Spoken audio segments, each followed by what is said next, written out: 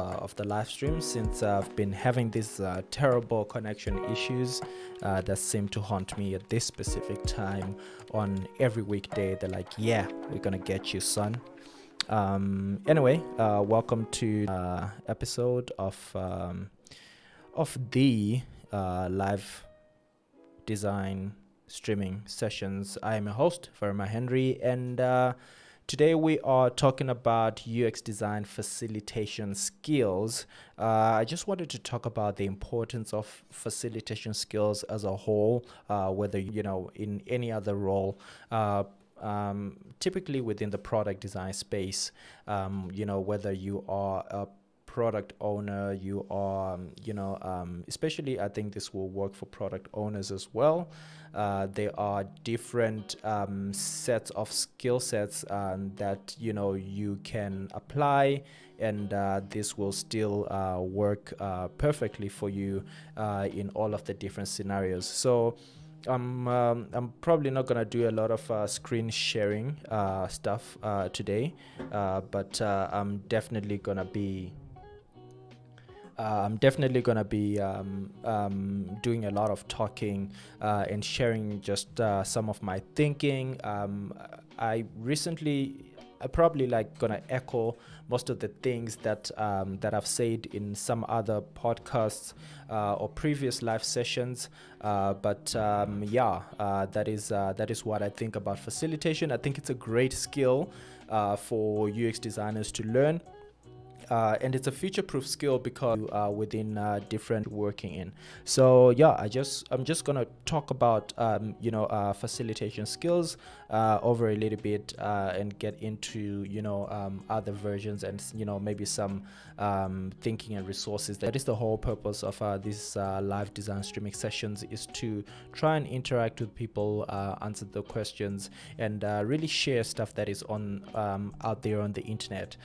So if you're new to this, we do this every weekday at 7 p.m. Central African time, and if you are new to Do Better UX as a whole, please do check out our podcast. We do a podcast called Not a UX Designer, and we do these live streaming sessions every weekday, and we're looking to providing a little bit more value on currently working on dobetterux.com. That is going to be the official home place for everything that we do. So expect to find more web classes, webinars that we do over on Discord, which is a little bit more private, and you can also join the conversation with like-minded people who are following us by joining the community over at LinkedIn by just searching Do Better UX. If you're watching this on YouTube, of which I'm guessing that you are, because we don't really distribute this elsewhere, then you should see the links on our YouTube channel somewhere in the banner. I don't know where that is. I don't even want to point at it because I don't think it's actually applies, because you might be watching this in a different window. Get me? Anyway, getting lost there. Cool. Facilitation skills. So maybe let's start with what facilitation is, right? And what we consider as some core facilitation skills. So I think other than the problem solving and all of the other things, a lot of people are introvert, and some of the core qualities of a good facilitator is being able to speak out loud, be able to control the group. So if you're an introvert, it might be a little bit of a steeper learning curve for you to be able to be comfortable with that, standing in front of people and being able to actually drive the conversation, right? So to try and figure out, are you an introvert? Are you an extrovert? What sort of person are you, and what personal skills do you have to work on affect the the scenario of you being in front of people? So comfortable within your skin and get comfortable with, to be in front of people. And maybe that is a good starting point of looking at facilitation skills, because people want to get into, all frameworks and other things like that, and forget about, just you being comfortable, because people can tell you're nervous when you're standing in front of them and you're like, trying to, fidgeting around things, trying things, and trying to prepare yourself, to put on a mask and, make yourself tough and get yourself ready for this thing. So work on yourself, work on the internal parts, and get yourself ready. Whether that means, I don't know what works for people, whether you doing meditation, whether you practice with a small group of people within your team, whether you practice, with your in front of your kids, but just put yourself in front of people, and test out, your confidence and comfort level, being in front of people, being in front of a camera, since we are working remotely now. I'm a little bit more comfortable now speaking on camera and speaking in front of people, because I've, done a couple of speaking engagements, and, I try and always switch on my web camera on when I'm doing any meetings with people. So that way I don't sort of like feel awkward, like, I'm trying to position myself in a specific way. I just sit there and myself the way that I want to present myself, right? Finding your skin in it, and just getting yourself prepared personally to be able to dive into that conversation with total confidence. I think that is step number one if you're looking into sort of like work that involves you driving a conversation or being in front of people. So gain your confidence first, and then sometimes being in front of people and practicing over and over again to try and what can I say, to try and overcome that fear, right? So moving on swiftly, up next, I think another important thing that you need to do, to fight that fear, fight that lack of confidence and other things. I think it's important to note that a lot of people don't, prepare enough, right? A good colleague of mine, I almost see him as a mentor, always say, you can never prepare enough. So if you rock up there and you're super over prepared, I played back to myself one after the other one, over and over until I sort of like get it in my head and figure out exactly what is it that that I'm gonna do when I'm now in front of people and ready to rock it. So it's all of these things, coming together that build up, being over prepared, that you're ready to do this. There isn't anything that's missing, or, if there's something that you haven't thought about, it's probably not important enough. So you just go in there and do your thing, right? So I think up next, I should, get into talking about remote, facilitation skills, because I think other than the core, you can learn about facilitation skills. Update the description of the. You can get a good some of the resources that you can use, of which the biggest one that I'm going to add there is Design Sprint, of course. I think design sprints are a great sort of like facilitation toolkit that you can use. So out of that journey of mapping, sketch, prototype, and test, you can play around with all the different sort of like little frameworks that come in this book, and you can use them as some of your ideation and sort of like core facilitation skills. So some of the things like the usability testing, tips that are in the book could help you part. So I'm a big fan of this book. Other than the design sprint process on its own, there's actually better, more refined, remixed versions of the process other than the one that's in the book. But I think the book is sort of like the core baseline of all of them, sort of like remixed and rinsed and washed out. So having said that, let's jump over to remote facilitation. So I'm not going to get into the tools. I think in a previous session we spoke about UX design tools, and I mentioned, sort of like the tools that you need to be able to facilitate conversations and all of those things. So I did share, frameworks and kits and things, that you can use to be able to drive these conversations and actually run the facilitation workshop. So I've been touching on this facilitation topic on different levels, and today I just wanted to take a little bit more of a deep dive into it and highlight some of the things that I think are important for people to note and think about when they are getting into the facilitation role. So sort of like technical stuff, the more softer things that we need to prepare into this space.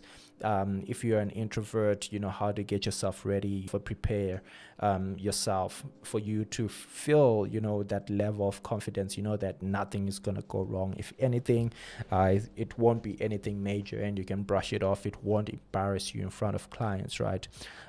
So maybe you have been doing facilitation and you have been doing it in a physical space. Maybe you have different methodologies that you use to drive your conversations, help people problem solve, and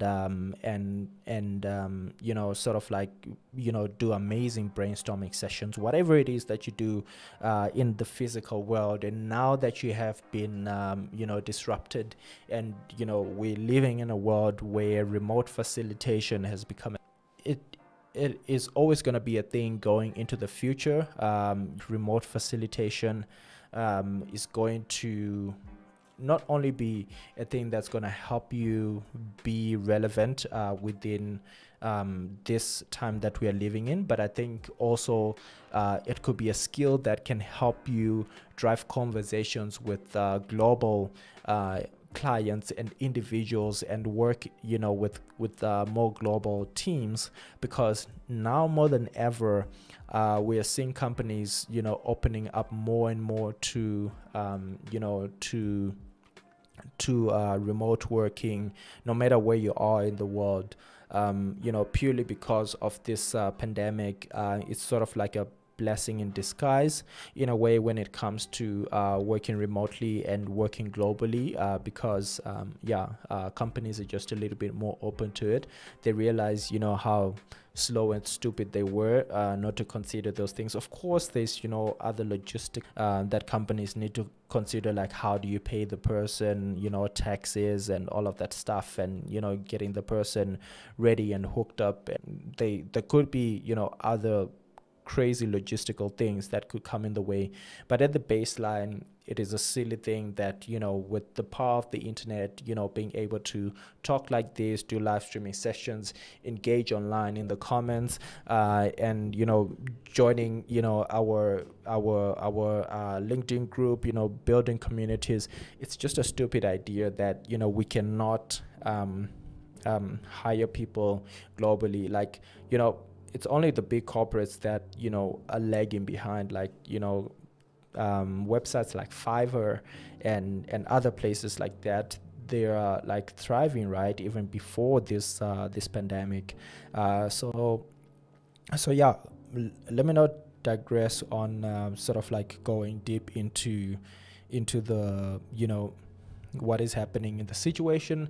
Sort of like going the remote facilitation way would really add on as a skill. But how do you do this? How do you make the transition, right? Maybe that might be some of the questions that you're asking. It's about getting the setup right and basically transferring the skills that you have in the physical world into the digital world.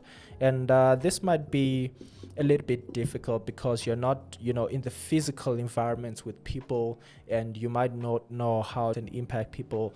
But a great tip that I can give you when it comes to remote facilitation is keeping the camera on and having everyone engaged while the camera is on, right? Because usually we jump into sessions and we're like, no, it's cool, we can, just keep our camera off, and we can just talk about this. Or, oh, Robert doesn't want to show his face, or is chilling in his PJs, so that makes people lose concentration. Whereas if the camera is on, you're sitting there, you're fully focused, you know that everybody can see you, like just like in a physical room. So that is my super tip of remote facilitation. All right, so yeah, I'm sure I can do better than that. But yeah, I think that is a very effective one. All right, moving on swiftly. you know, you want to be able, so obviously you won't be able to do physical things like, drawing things in a hat and other things like that. So you want to be able to find, online tools and different things that help you do these things, right? Do your icebreakers, so there's a fantastic tool that I shared in the previous episode, like I was saying, speaking about UX design tools, which is called the Design Facilitation.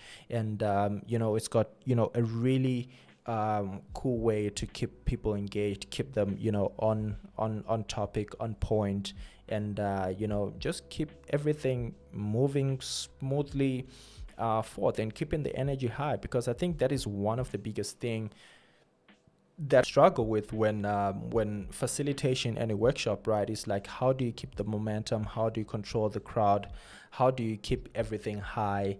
And I had some fantastic questions from a previous talk that I had recently at a specific technology company here in Johannesburg. There was a lady that asked me, how do you deal with, sort of like getting into a room and the conversation has already taken a different toll and has went into a certain direction, and you want to know, how do you drive that conversation back? I know this is sort of like jumping away from the remote facilitation skills thing, but I think it speaks to the energy part of everything. I hope you guys can hear my 1-year-old daughter in the background. It's sort of like the background sound effects. So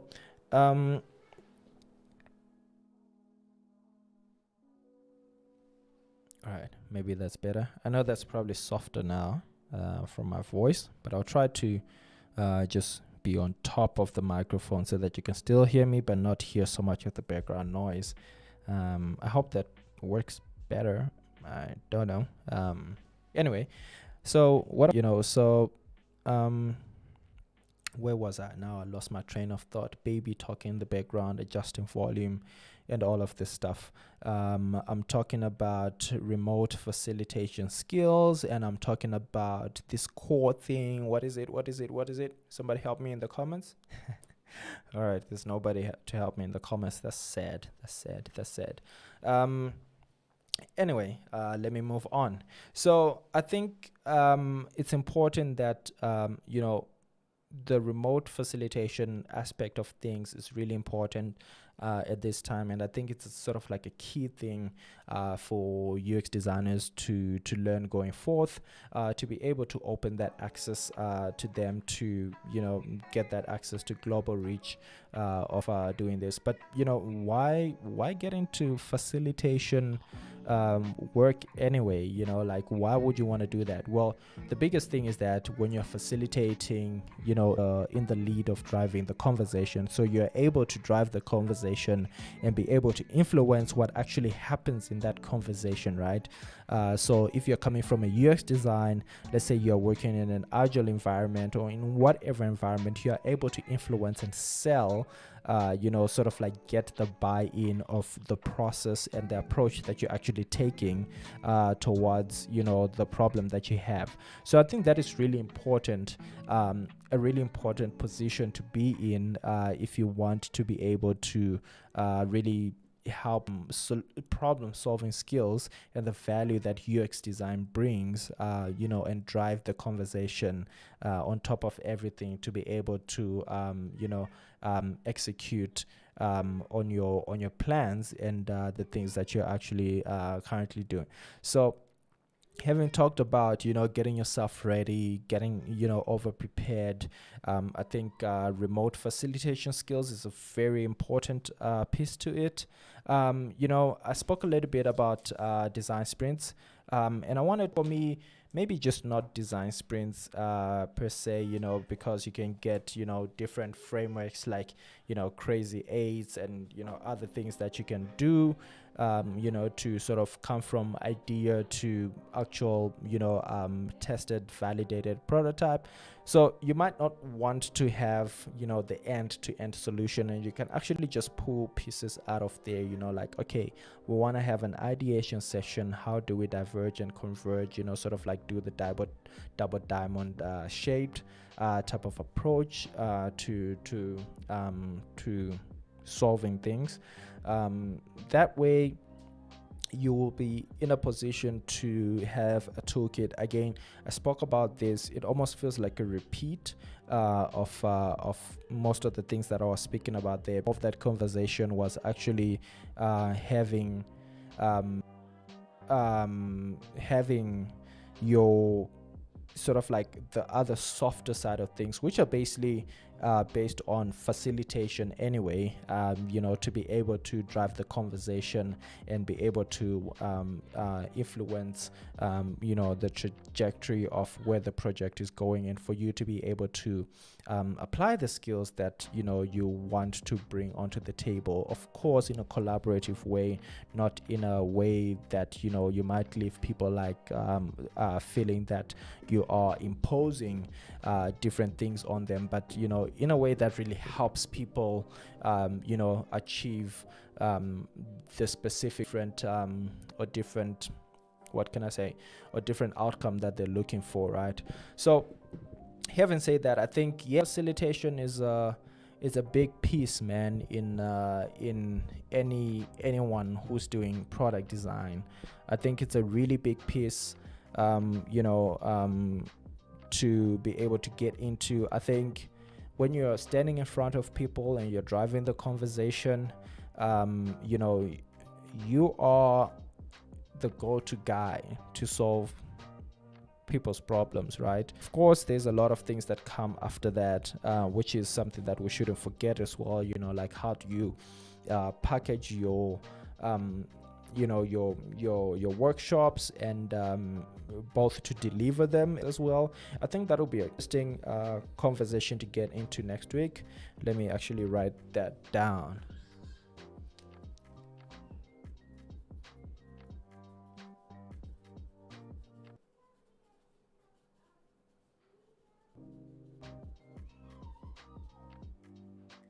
All right, cool. So yeah, I think I'm gonna name it something along the lines of packaging your workshops and everything. I think it's an important thing though, just for me to mention here before we sign off for today, that you want to be mindful around not only how do you package and deliver it, but also how do you package the outcome as well. So what happened in the thing, what is the outcome of this whole thing that we set on and you facilitated, whether it's a small brainstorming, whether it's a 5-day design sprint, however way you want to put it, whatever sort of like style or thing that you're doing, you want to be able to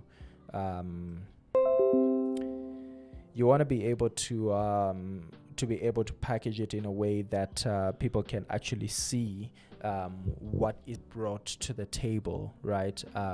In this time that you spent with them. So having said that, I think our time has come to an end. We're about 2 minutes before the 30-minute in mark. When I started doing these things, I thought we would go for hours, but I think when we have guests on the show, we need to do in the near future, so do look out for that. If it's something that you're excited about, please consider subscribing. It really helps with the YouTube algorithm, help us grow the channel, as well as help more people get reach to this content as well. If you think it's valuable, if if you think it's cool, please do let us know in the comments what you would like to see improved, other than the internet connection, of course, which is something that might actually cause me to move house. I hope it doesn't get that far. Today's one was super chilled. Topic is very familiar. I think it's a core skill that UX designers need to learn. It's one of those overlooked skills. We live in a world where UX designers think a lot of the time, especially living in the world of the UX UI designer, we just get brought there to create beautiful pictures and all of that stuff. But if you actually do, proper UX design practice and, help people solve problems, there's definitely an aspect of facilitation to it. There's definitely an aspect of some workshopping to it. There's definitely some, brainstorming, some problem solving, because design is all about, well, in my terms, at least. I think it's a core skill. It's a fundamental skill, and I think it's an evergreen skill as well. I think, as much as we have AI and all of these things replacing our jobs, I spoke about GPT-3 the other day, which is a software that, can design stuff in Figma. You should check that out. Funny stuff.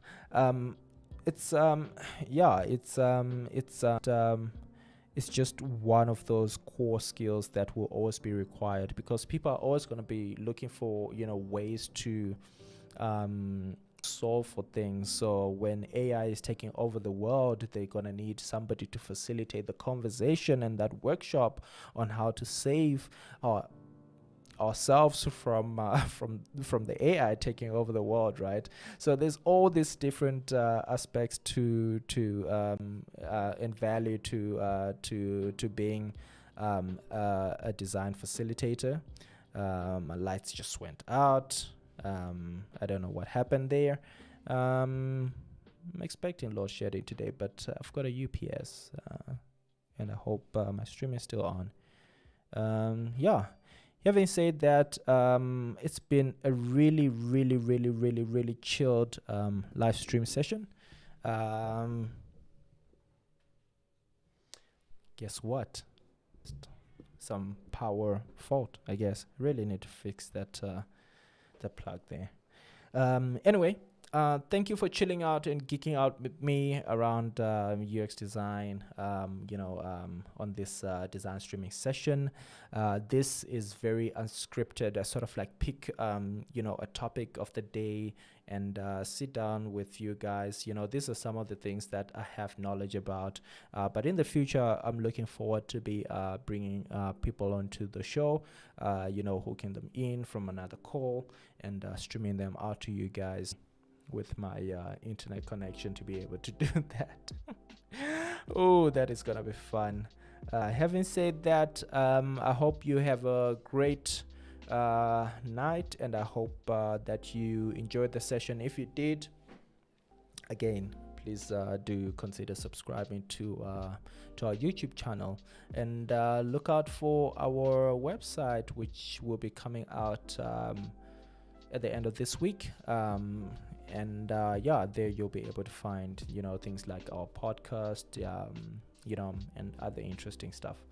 Having said that, that is me signing out for today. I hope that you enjoyed this, and I'll see you tomorrow for the next one.